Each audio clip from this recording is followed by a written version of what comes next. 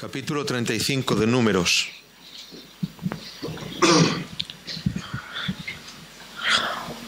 Versos del 9 al 13.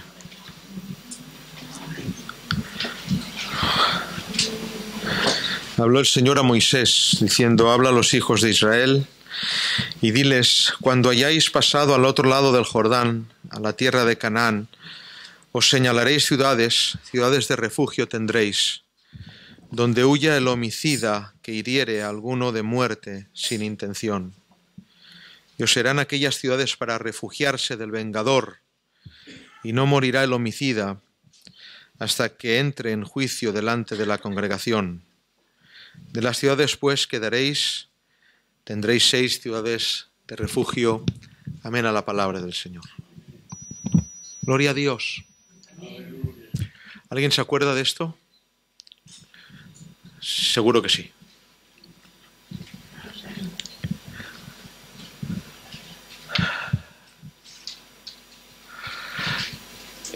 De las leyes que el Señor dio a los hijos de Israel, tenéis que estar atentos a mí ahora. De las leyes que el Señor, Dios de Israel, dio a los hijos de Israel, una de ellas fue el que los hijos de Israel debieran tener en el grosor de su territorio unas ciudades especiales, unos lugares distintos a los demás. Hemos leído que es por mandamiento que Moisés les dice por boca del Señor a los hijos de Israel que cuando han pasado el Jordán escogerán ciudades, señalarán ciudades, y esas ciudades serán ciudades, atención, de refugio. ¿Qué significa ciudades de refugio? Las ciudades de refugio eran los lugares en los cuales cuando un hombre había matado a otro hombre, antes de que pasara juicio y que se investigara la causa por la cual ese hombre mató al otro, este hombre, si entraba en los límites de dentro de la ciudad de refugio, estaba libre de que pudiera ser muerto por el vengador de la sangre del pariente. ¿Os entendéis? Es decir, el pariente del muerto más cercano tenía la posibilidad, escúchenme, dada por Dios,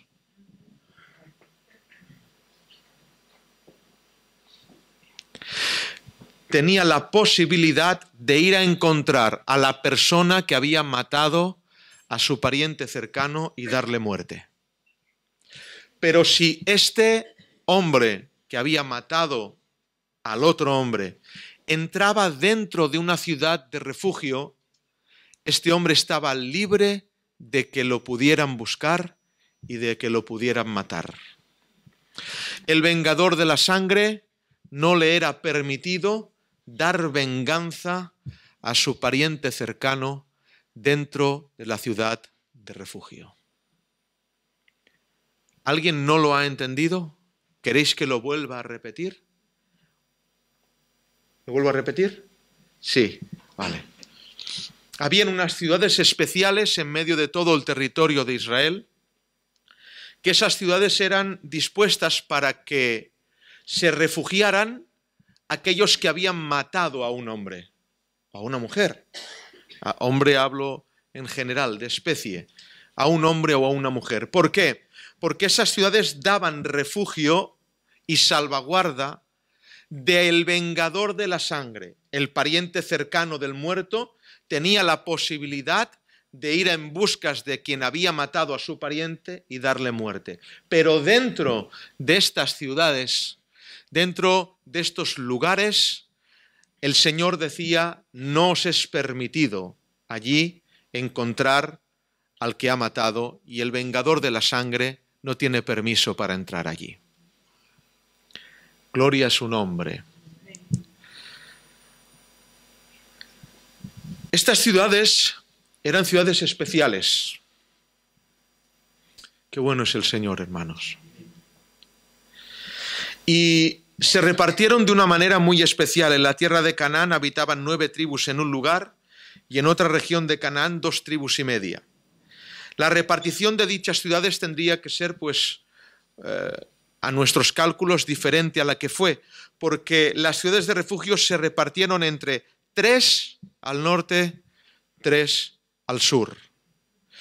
Y esta repartición no se entendía muy bien en el momento que se hizo, pero más adelante el profeta Oseas dice así: Galaad, ciudad de hacedores de impiedad y de emboscadas de sangre. Significa que en su sabiduría Dios se anticipa al tiempo y pone más ciudades de refugio en el lugar que Él sabrá que habrán más asesinatos. ¿Lo repito? Dios se anticipa al tiempo y en el momento de la repartición los israelitas no entienden por qué si en un lugar hay 9 tribus y media y en otro hay 2 o 9 y 2 y media, ¿por qué no reparte conforme a la proporción? No entendemos, pero Dios lo ha querido así. Pero anda el tiempo para adelante y el profeta Oseas nos muestra y nos señala a Galaad, el lugar donde había menos tribus pero más violencia, que esas 3 ciudades abarcaron a la gente perfectamente como el Señor lo había anticipado, porque sin saberlo los hombres, Dios se anticipa al tiempo y Él hace las cosas conforme a su sabiduría y conforme a la bondad de su mente, hermanos. Dicho sea de paso y detalle pastoral, yo sé que tú ahora no entiendes nada, pero tu incomprensión es revocada por Dios porque Él se adelanta a los tiempos de sus hijos para poner lugares que tú ni sospechas que deberían estar allí. No entiendo esto, no entiendo lo otro. No se trata de entender, hermanos, se trata de obedecer.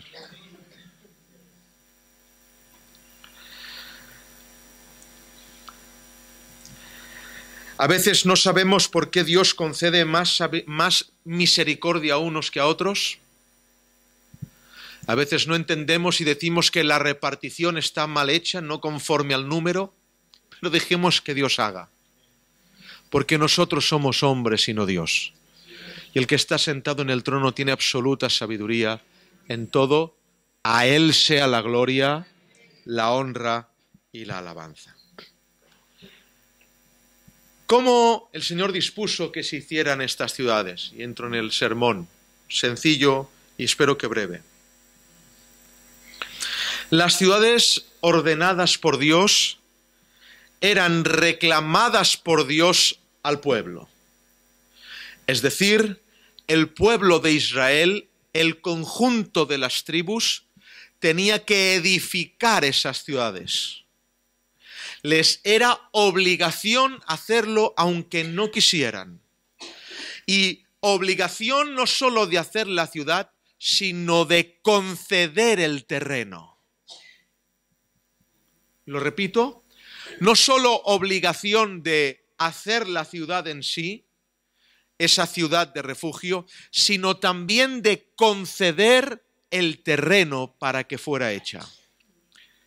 Se habla evidentemente de una ofrenda, es decir, las tribus tenían que ofrendar de sus tierras para hacer la ciudad de refugio que Dios reclamaba. Del poderío del pueblo a la ciudad. ¿Saben cuál es la única tribu a la cual Dios no le pidió que ofrendara?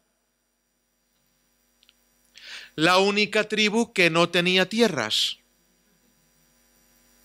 ¿Cuál es la única tribu que no tiene tierras? Los levitas. ¿Y por qué? Luego sabréis por qué. Pero todas las demás tribus debían ofrendar para que estas ciudades fueran hechas. Y lo digo ahora, sí, lo digo después, si no nos lío, ¿vale? ¿Por qué? Porque en esas ciudades únicamente podían habitar levitas.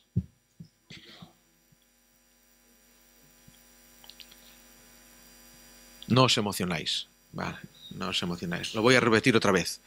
En esas ciudades, la única tribu que podía habitar, no podía habitar Judá, no podía habitar Aser, Neftalí, Zabulón. La única tribu que podía habitar en esas ciudades de refugio era la tribu de Leví. Del poderío del pueblo a los sacerdotes. En otras palabras, el pueblo del Señor Israel sustentaba y daba tierras en la reclamación de Dios para aquellos sacerdotes que les exhortaban. Me encanta decir esto. ¿Saben? De alguna manera los levitas eran pagados por una función. ¿Saben cuál es, hermanos? No se adelanten. La función que el pueblo de Israel pagaba, o Dios ordenó, mejor dicho, porque seguro que habían israelitas que dirían, pues a mí no me cae bien el Pablo, y no quiero darle tierras, porque yo no veo esto, porque yo no veo aquello, pero era un reclamo de Dios, una ministración. Recuerdo más, cuando el Señor dice a Moisés y a Aarón que no se extingan los coatitas, no le dice que no se extinga tu familia. No lo habéis pillado, ¿no? Lo voy a repetir. Cuando Dios le dice a Aarón y a Moisés, era fácil la conversación, no le podía decir, Aarón, Moisés, que no se extinga tu familia. No le dice así, dice que no se extingan los coatitas. Eran ellos, que no se extinga tú ni tu descendencia, que no se extinga nadie de los tuyos. Qué responsabilidad, ¿verdad? Decir a Rubén, mira Rubén, tú puedes desaparecer. Mira Simeón, tú también puedes desaparecer. Y a Gersón y a Merari decir, sois importantes, pero nos ha dicho Dios. ¿Quién dice esto, hermano? Nos ha dicho Dios que los importantes somos nosotros. ¡Qué responsabilidad! Es para morir, ¿eh?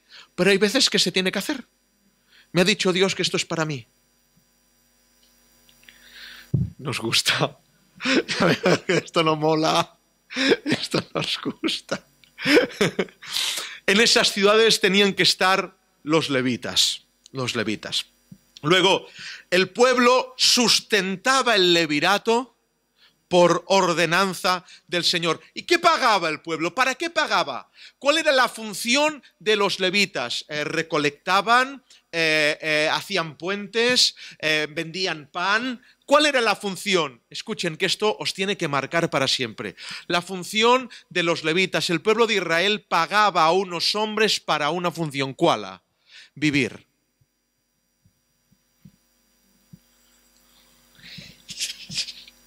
Es guapísimo. O sea, os vamos a pagar para que viváis. Ahora a la manera de Dios. Para que vuestra vida sea el reflejo de lo que Dios demanda al pueblo de Israel. Luego seréis sustentados para que vuestro andar nos enseñe. Amén. Gloria a Dios. Seréis sustentados económicamente, os daremos tierras, os cederemos terrenos, os daremos de comer, no os faltará de nada para que hagáis algo. ¿El qué? Vivid. Andad conforme a la palabra del Señor. Hablad lo que Dios dice que habléis. Caminad conforme a lo que Dios dice que caminéis. Hacedlo conforme a la voluntad del Señor. Y esto se manifiesta en este siglo, evidentemente. Debe haber un pueblo que sustente a los siervos de Dios para que ellos hagan una función, que vivan, que caminen, que no son los psicoanalistas de la gente, que no son, ¿cómo es esto de moda ahora? Coaches, ¿quién le ha dicho esto? Coach, que no son coaches, que no son los animadores del pueblo, que no son la asistente social del pueblo, son los que son sustentados para vivir y ser el reflejo de la vida de Dios. Esto es fuerte, esto es fuerte. Pero no voy a hablar de eso, ¿eh? Eso ya Lo que pasa es que para enseñar esto tengo que pasar por aquí. Luego, su trabajo era vivir los sacrificios, las ofrendas, su trabajo era el sacerdocio, y esto de pagar a un sacerdote para que viva no es del agrado de muchos, porque eso no se puede hacer por amistad. Porque ¿quién sustenta al sacerdote que le dice, no te puedes aguantar? No me caes bien. Siempre estás diciéndome esto. A aquella gente lo tratas así, a mí me tratas así. ¿Quién siente la obligación? Es bien fácil. Siente la obligación de seguir sustentando al que no le agrada.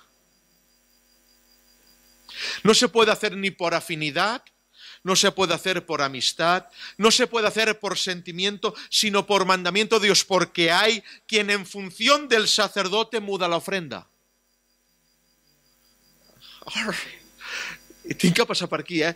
En función del sacerdote, este me gusta, gloria a Dios, este no me gusta. Porque se creyó que la ofrenda la demanda el pastor, o el sacerdote o la iglesia. Te equivocas. La ofrenda no la demanda la iglesia ni el sacerdocio. La ofrenda la demanda el que está sentado en el trono. A Él sea toda la gloria. Amén. También es una lección para el sacerdote, porque aquellos levitas estaban siendo sustentados por un pueblo, hermanos míos, que a pesar de que ellos no les pasaban la mano por encima y en catalán diu raspallaban al hombro y la esquena, no sé cómo una expresión en castellano, les hacían la pelota quizás, los sacerdotes intentaban asimilar que lo que tenían es porque había un pueblo fiel.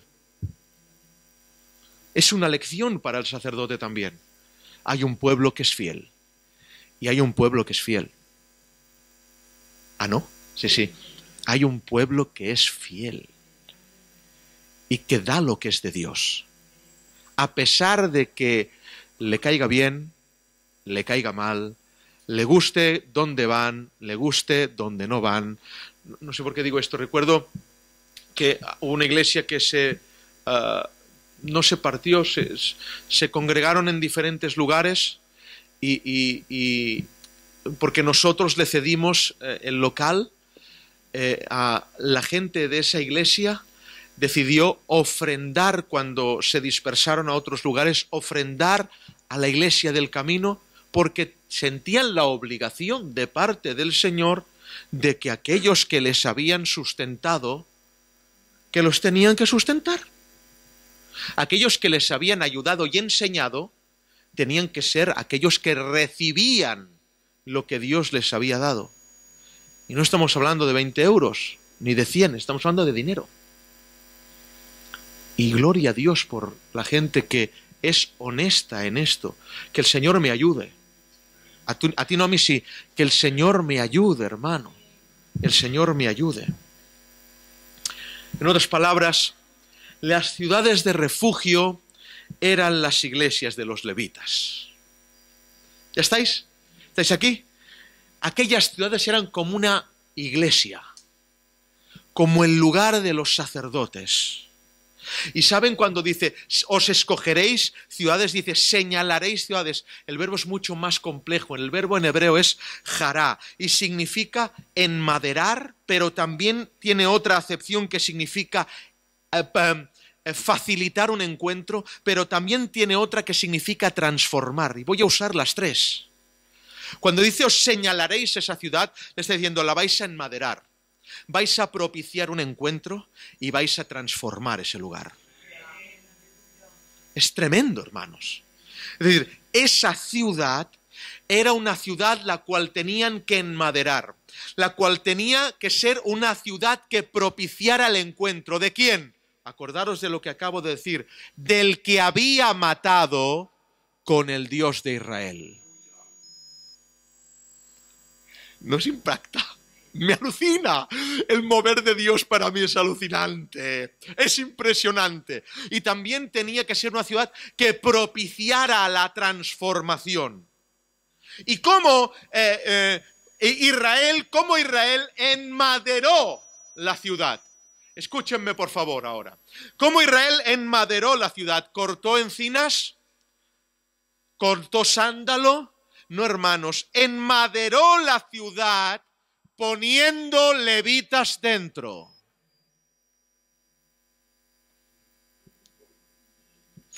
¡Aleluya! Gloria a su nombre. Los levitas eran la madera de construcción de esa ciudad. ¿Y cómo serían ciudades de encuentro? Porque los levitas provocaban el encuentro entre Dios y el asesino. Aleluya. ¿Y cómo tendría que cumplirse el tercer significado del verbo transformaréis? Y es que una ciudad es transformada cuando los levitas viven dentro. Y escúchame, y aquí ya entro a saco, ¿vale? Si tu casa no es transformada cuando tú... Mira, ahora recuerdo una cosa del Dairon. Del niño el Dairon. Me acuerdo que una vez, no sé, me tenía que ir lejos. Ay, es que este niño, cuando era pequeño, es ahora impresionante. Y le dice a su padre, el tío Mark se va. Y el Dairon hace, ¡podremos hacerlo todo! ¿Lo pilláis? Si tu presencia en un lugar no restringe cosas, si tu presencia en un lugar no santifica, si tu presencia en un lugar no consagra, no eres un levita. Pero si en tu casa cuando estás tú suceden cosas, si en tu casa cuando estás tú no se dicen tacos, si en tu casa cuando estás tú tus hijos gachan la cabeza, está sucediendo algo. Hay una ciudad de refugio que propicia el encuentro entre el homicida y el Dios de la Biblia.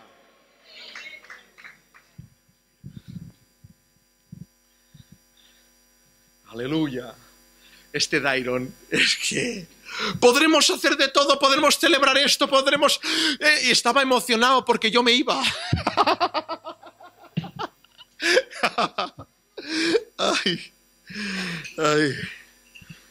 Ay, Señor. ¿Cómo se transforma una ciudad para que haya ese encuentro entre Dios y los hombres? ¿Cómo se transforma una ciudad para acoger al asesino, al homicida? Wow. Vaya tema, ¿eh? Bueno, me ha dicho el Mariano, ¿cuál es el menú de hoy? Porque estoy un poco así, le he dicho, pollastre rebusat, pollastre.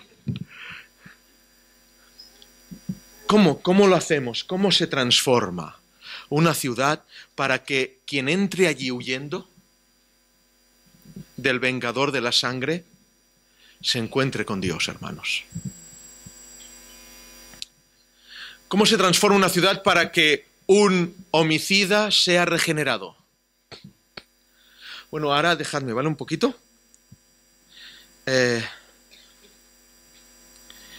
Una ciudad, para que sea un lugar de transformación, y voy a hacer un ejemplo que lo digo ahora y también después. Cuando alguien asesina aquí en Barcelona, en una ciudad o un país del primer mundo, ¿a dónde va esta persona? ¿Dónde? A la cárcel. Es un lugar donde está adecuado para que esa persona se regenere. ¿Sí? ¿Y quién hay en la cárcel?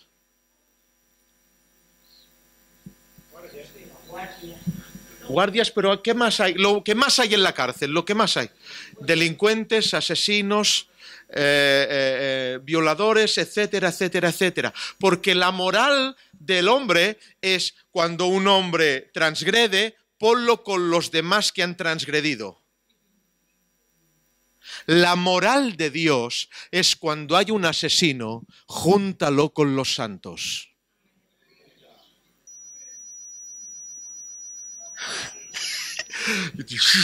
Otra oportunidad. La moral de Dios es cuando alguien haga algo mal, júntalo con los que viven bien. Me impacta. Yo y Conchi nos gusta mucho cuando queremos descansar ir y mirar, que a mí no me gusta mucho la gente, pero ahí en esa ciudad no sé por qué nos lo pasamos bien, en Nueva York, y siempre nos paseamos por Times Square. Y Times Square, Conchi y yo nunca nos hemos sentido mal por mirar atrás, por mirar adelante, gente que nos haya mirado mal, haya mirado el reloj, haya intentado hacer algo. Nunca, hermanos, nos hemos sentido súper seguros. Claro, cuando vamos a la historia y tiramos 35 años para atrás, resulta que Times Square era lo peor de Nueva York.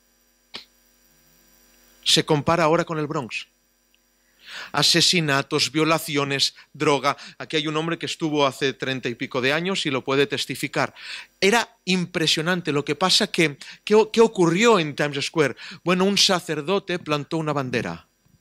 David Wilkerson.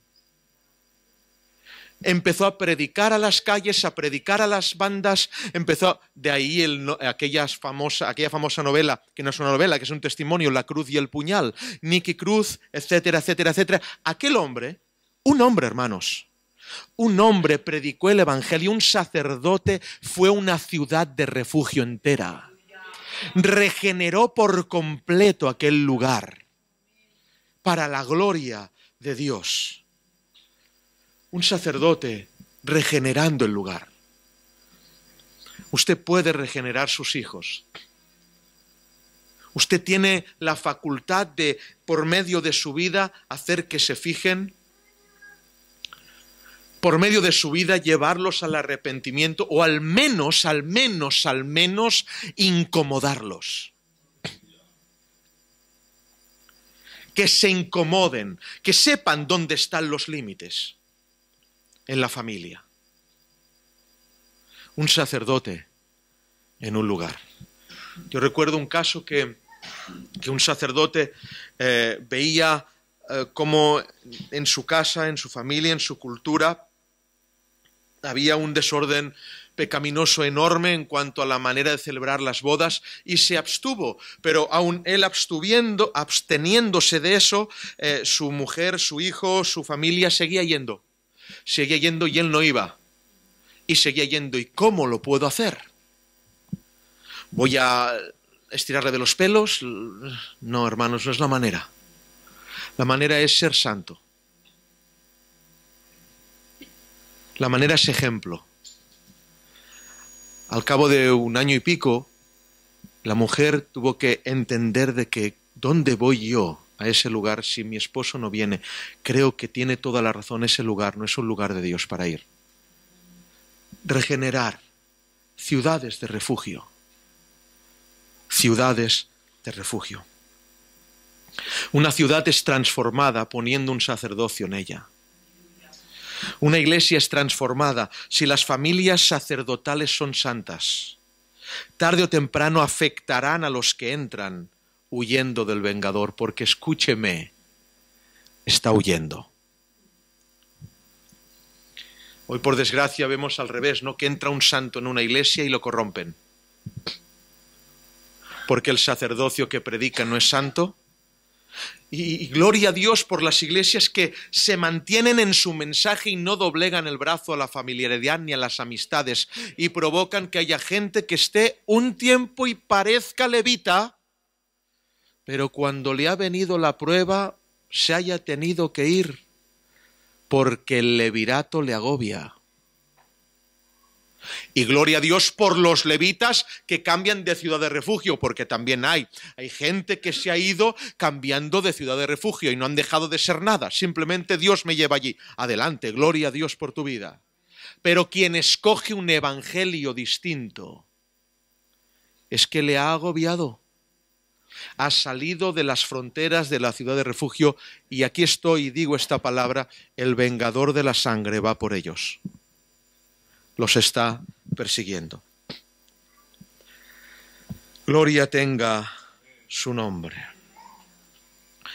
La transformación, hermanos, si hablamos de esto, y no es una cosa difícil de entender. La transformación de los pecadores vendrá por el nivel de santidad del sacerdocio.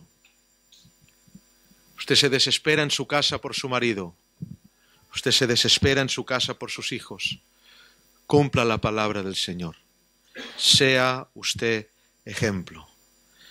Este contraste entre la moral divina y la sociedad actual es impresionante. La instrucción divina no es juntar a los criminales con criminales. La instrucción divina es juntar a los criminales con los justos para que su ejemplo los regenere. Así que, si vienen criminales a la iglesia, los envió Dios.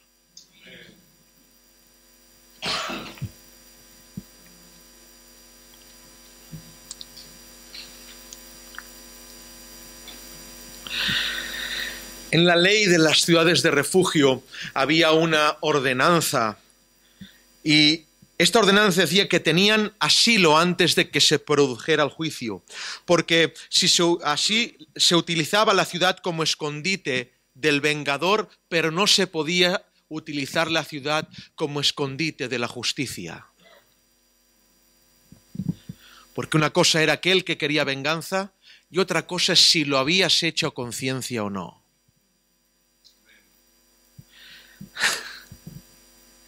Doy gloria a Dios por quien se mantiene en la iglesia guardando el testimonio a pesar de las tendencias.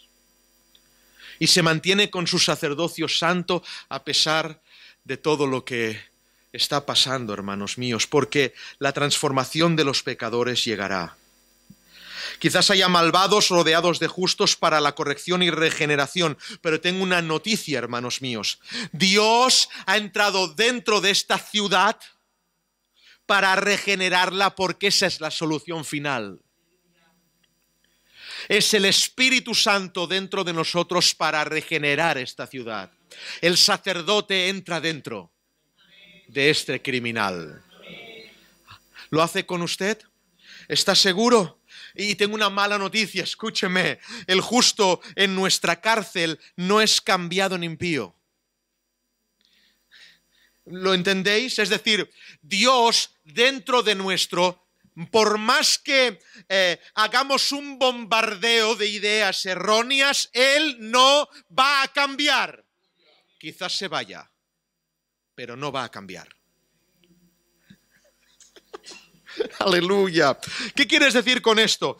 Que, lo diré ahora y luego quizás también, que si usted cuando se entregó al Señor de todo corazón veía muchas cosas malas y ahora ve muy pocas, es que el que tiene adentro ha cambiado. Si usted al empezar, esto me tengo que apartar de aquí, me tengo que apartar de allí, pero ha ido andando y de repente pues yo no veo mal esto, pues yo no veo mal aquello, pues yo no veo pecado en lo que antes usted veía pecado, no lo ve ahora, algo raro está sucediendo, porque tengo una mala noticia, Dios no cambia. Si quizás las costumbres sucias nos cambien a nosotros, las de las naciones nos muten, tengo una mala noticia. El santo no cambia, ni las costumbres le van a cambiar. Por más potentes que sean, por más arraigadas a nuestra cultura, no le van a cambiar. Dirá a lo blanco, blanco, a lo negro, negro, a lo bueno, bueno y a lo malo, malo. Y Él no cambia. Dios nos libre de ser tendenciosos y de por querer agradar o ser injertados en un grupo de iglesias, cambiar lo que sabemos que es pecado. Hay gente que lo cambia por predicar en diferentes púlpitos. Gente que cambia de manera de pensar o no cambia, lo esconde. Bueno, aún no es el tiempo. Así cuando es el tiempo. Mi Biblia dice predicad a tiempo y fuera de tiempo.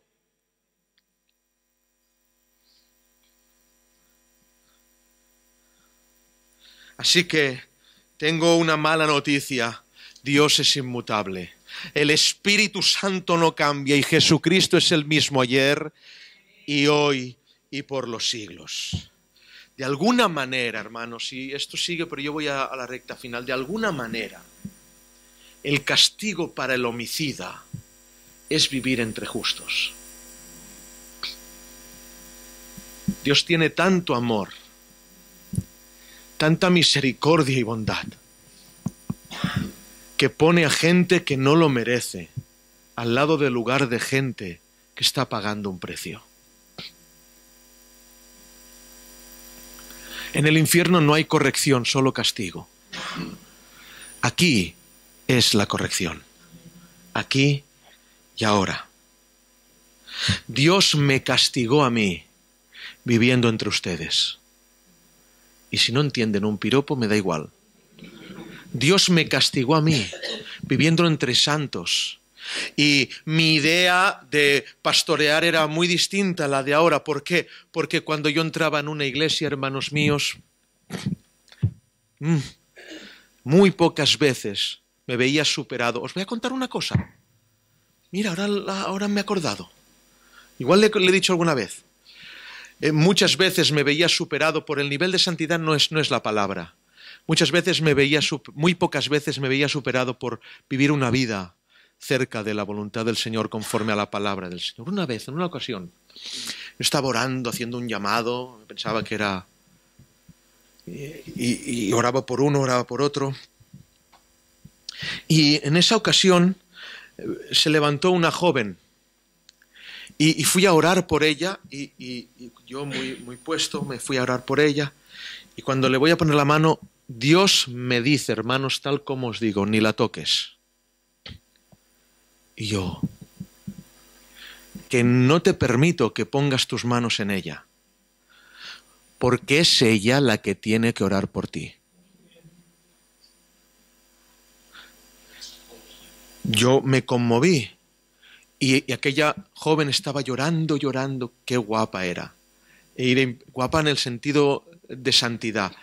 Y estaba llorando y cuando me negué a orar, su padre me vino, ¿qué ha pasado? Y los cogí, los junté. Me ha dicho el Señor que no podía orar por ti porque yo tengo las manos sucias para hacerlo. Y me dijo el Señor que eres tú que tienes que orar por mí. Así que te pido ahora que ores por mí. Y me dijo, no solo lo hago ahora, pastor, sino lo voy a hacer siempre. Muy pocas veces me veía superado a modo de vida. Pero aquí me castigó Dios estando entre hombres y mujeres que me exhorta su manera de vivir, me exhorta su manera de perdonar, me exhorta su manera de adorar y me exhorta, Dios me castiga porque me ama mucho viviendo entre vosotros. Y quizás te castigó a ti, oh Padre. ¿Cómo? Poniéndote al lado un hijo más piadoso que tú.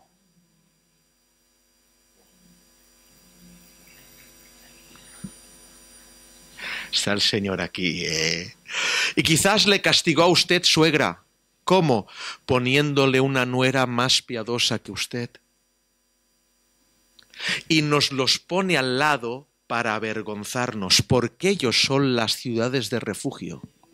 Los sacerdotes que viven en ellas, que conforme su vida nos exhortan al cambio. Y quizás mientras usted esté en Netflix, quítense de Netflix, ya sabéis la polémica, mientras usted esté en Netflix, su hijo esté orando y usted diga, pero ¿cómo es posible esto? Y es que Dios hizo nacer un sacerdote para exhortarte y avergonzarte.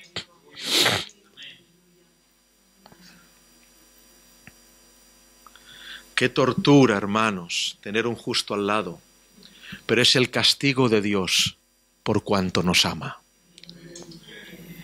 Juicio al homicida. ¿Quién podía entrar en la ciudad de refugio? Hay un ápice. Había unos casos que no podían entrar. Y si con instrumento de hierro lo hiriere y muriere, homicida es y morirá. No había posibilidad para que entrara en la ciudad de refugio.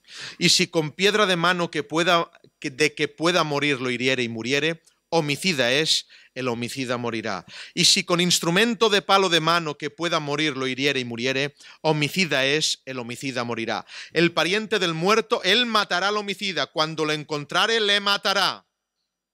Y si por odio lo empujó o echó sobre él alguna cosa por asechanza, si muere, homicida es y no entrará a la ciudad de refugio. O por enemistad lo hirió con su mano y murió, el heridor morirá. Es homicida, el pariente del muerto matará al homicida cuando lo encontrare. Es decir, los levitas no podían juzgar las intenciones de los que entraban en la ciudad. Pero un hombre había muerto, entonces si había muerto y si había encontrado algún instrumento en su mano, significaba que había una intención dentro de él. En otras palabras, de alguna manera, sin poder juzgar la intencionalidad, Dios dice que habrá evidencias de intencionalidad según lo que tenga en la mano el homicida. Es que yo no quería, y con un hacha en la mano. Tú sí querías, que te has ido a comprar el hacha. Porque lo que tengamos en la mano evidencia nuestra intención. Porque hay gente, es brutal lo que estoy diciendo, porque hay gente que viene a la iglesia a cubrir sus pecados, no a que sean perdonados ni regenerados. Quiere lavar la cara de una vida pecaminosa, pero lo que tiene en la mano declara: no hay levirato para ti, no hay sacerdocio ni ciudad de refugio para ti. El vengador de la sangre te va a encontrar y te va a matar. Gloria a su nombre. Ay, hermanos, intento terminar. La culpa de la vida que faltaba a ese muerto será pagada también de otra manera. Cuando el que había estado refugiado en la ciudad de refugio puede salir de la ciudad de refugio. ¿Cuándo podía salir? Porque allí se queda ¿hasta cuándo? ¿Podía salir hasta que se celebrara el juicio? ¿O podía salir cuando un acontecimiento ocurría brutal? ¿Qué acontecimiento? Si el sumo sacerdote muere. Si el sumo, no sé por qué, evidentemente apunta con una flecha directo a otro. Si el sumo sacerdote muere, el que ha entrado en la ciudad de refugio podrá salir sin que se vea condicionado, porque el vengador de sangre podrá matarlo. Que sepa que el vengador de sangre ya no puede matarlo si el sumo sacerdote muere. Y evidentemente esto apunta, mi Señor, porque todos estamos buscados por el vengador de sangre, pero tenemos un sacerdote que ha muerto. A Él sea toda la gloria, la honra y la alabanza. Aleluya, aleluya, aleluya. Eso es lo que ocurría muchas veces, que cuando los homicidas habían estado viviendo entre los levitas, no querían salir de allí. No querían salir de allí. Cuánto poder en estos hombres, hermanos. Cuánta autoridad en el sacerdocio. Espero que lo valoréis hasta el día de hoy, pues, por cuanto cada uno de nosotros lo somos. Cuánta autoridad en cuando Dios va a exterminar el pueblo, lo dijimos la semana pasada, y tiene la ira en sus manos, y les dice a Aarón y Moisés: Moisés, acabo con este pueblo, voy a raer de la faz de la tierra. Y Moisés dice: Aarón, ¿qué pasa? Coge el incensario. ¿Por qué? Ponte delante de él. Y Aarón empieza a mover el incienso, hermanos míos, y Dios aplaca su ira porque un sacerdote está adorando.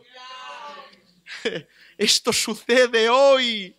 Nuestras casas están en pie, no porque seamos buenos, hermanos, sino porque hay un sacerdote que más que incienso está delante del Padre como abogado, diciendo: no lo hagas.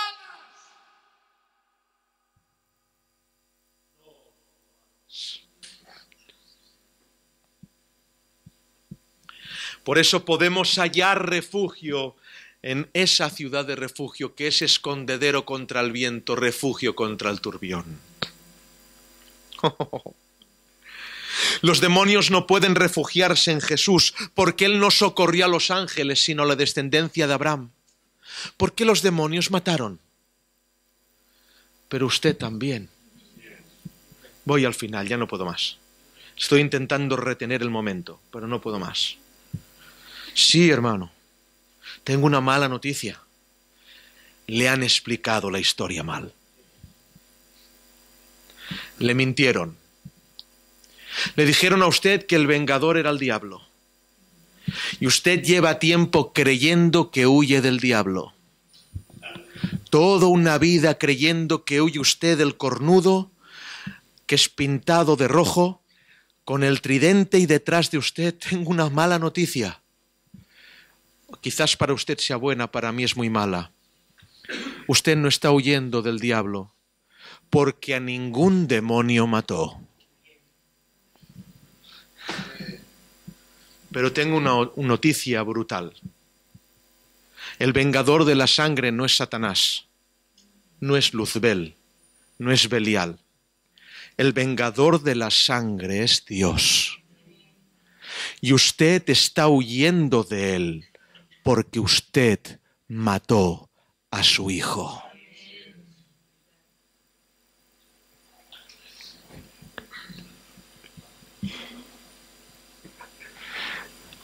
Y el pariente cercano está buscando sangre en usted y está buscando porque dígame usted que no había intención.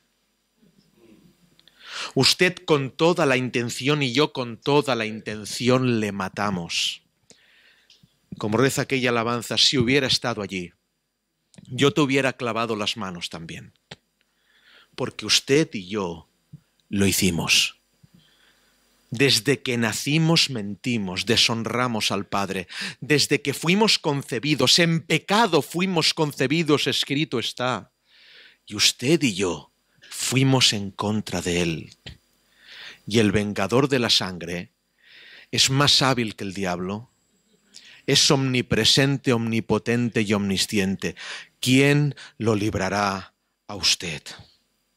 Solo que hay una cosa, hermanos. El muerto, cuando usted le mató, tuvo tanta misericordia que solo había una manera para librarlo a usted del vengador de la sangre. ¿Cuál? No era con un incensario solamente, era haciéndole su familia.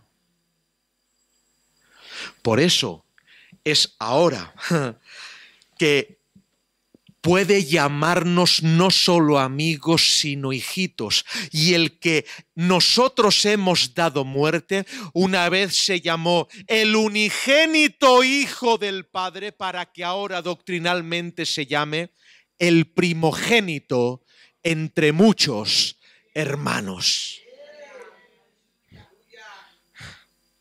Es por eso que cuando usted es buscado por Dios para que pague la deuda que tiene con el vengador de la sangre, es detenido el juicio porque usted ya no es solamente el asesino, sino Cristo lo convirtió en su hijo.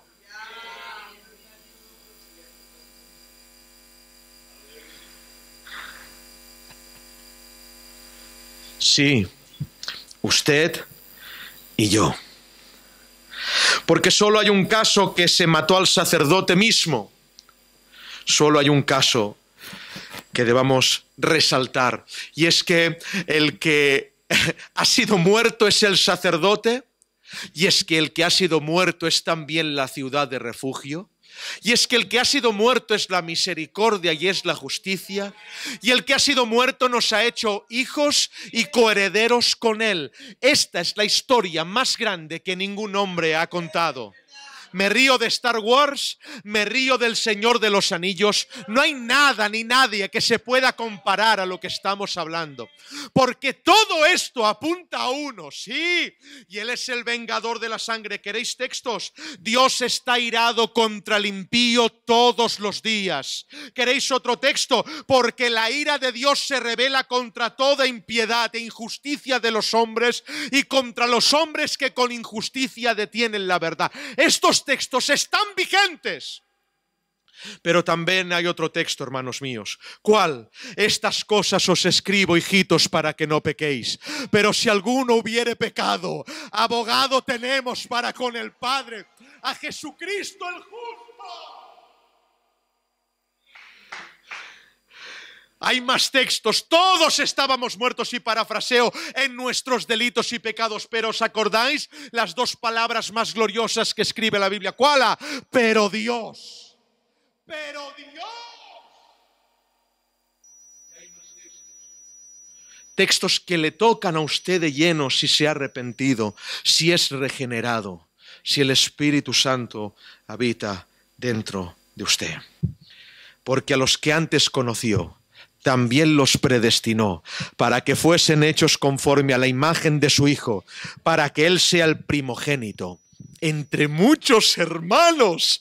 La única manera de no acabar con usted es hacerle familia suya. ¿Le tiene por familia o solo en el culto? Familia suya. Gloria al Señor. Familia suya. Era la única manera para que el vengador de la sangre no acabara con nosotros. Vayamos en esta tarde a la cruz, que ese lugar es la ciudad de nuestro refugio.